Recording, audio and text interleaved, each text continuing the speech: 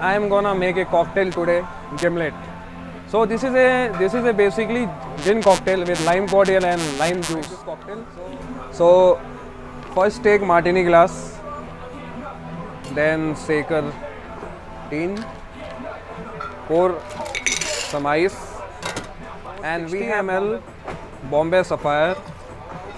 This Bombay Sapphire, and 30 ml lime juice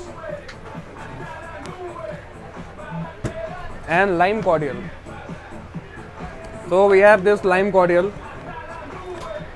Pour 30 ml of lime cordial. Okay. This is very basic cocktail, you know. Shake it hard. So let's shake it hard.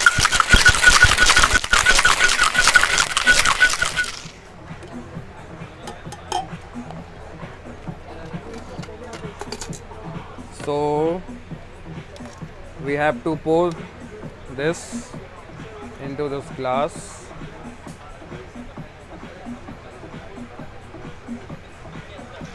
Okay. And very basic garnish with a lime slice and a cheers.